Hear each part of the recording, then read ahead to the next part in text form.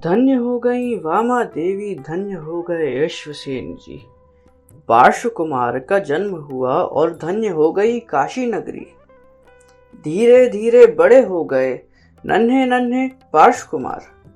एक दिन क्रीड़ा करने पहुंचे एक उपवन में पार्श्व कुमार।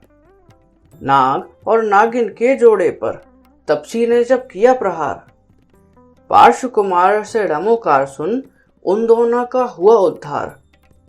धन्य हुए वे नाग और नागिन, ऐसा समागम पाया। स्वयं तीर्थंकर प्रभु से द्वय ने अंतिम संबोधन पाया। तो देखते हैं आगे क्या होगा। बोलिए मुनि श्री 108 कुंतु सागर जी महाराज की जय। बोले पार्श्वनाथ भगवान की जय। आचार्य विद्यासागर जी महाराज जी की जय। हम देख चुके हैं कि भगवान यौवन अवस्था को प्राप्त हो गए और नाग नागिन का उद्धार भी किया। उसके बाद देव और मनुष्यों के नेत्र रूपी कमलियों के लिए चंद्रमा के समान पार्श्व जिनेंद्र अपने घर पर आए। समय पाकर वह तापस शरीर को छोड़कर संबर नाम का ज्योतिषी देव हुआ। कवि कहते हैं कि तपस्या का प्रभाव देखो, ज्ञान के बिना तप करने पर भी उसने देवायु का बंद किया। तो जो मनुष्य जिन भाषित उत्तम तप करते हैं उन्हें संसार में क्या दुर्लभ है। भगवान सुखरूपी समुद्र में मग्न थे, उनके दिन हर्ष विनोद करते हुए बीत रहे थे। और उसी समय अयोध्या के राजा जयसेन की प्रभु से अत्यंत भक्ति और प्रीति थी। राजा ने विनय वचन के साथ घोड़े आदि अनुपम वस्तुएं भेंट स्वरूप भेजी थीं। भेंट लाने वाला राजदूत जहां प्रभु सभा में विराजमान थे वहीं पर जा पहुंचा। स्वर्ण सिंहासन पर बैठे हुए प्रभु ऐसे शोभते थे जैसे हिमालय के शिखर पर श्याम मेघ हो। उनको देखकर दूत रोमांचित हो गया। उसने उनके चरण कमलों में बार बार नमस्कार किया। तीन लोक के नाथ को प्रत्यक्ष देखकर उसने अपने जन्म को सफल माना। राजा के द्वारा भेजी हुई भेंट को उसने सामने रखी और विनयपूर्वक प्रणाम करके बहुत स्तुति की। फिर प्रभु ने उसको अयोध्या नगर की संपत्ति के विषय में पूछा। दूत ने दोनों हाथ मस्तक से लगाकर विनयपूर्वक भगवान ऋषभदेव के चरित्र का वर्णन किया।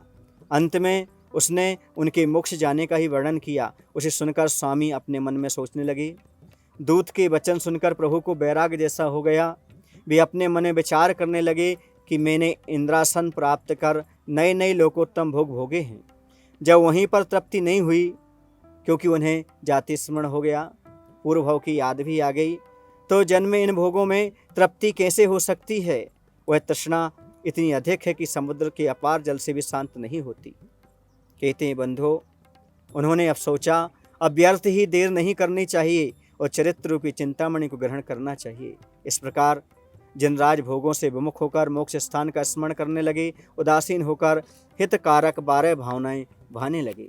अर्थात वह चिंतन करने लगे, संसार अनित्य है, अशरण है, इसमें कोई भी सहारा नहीं है, कोई शरण नहीं है।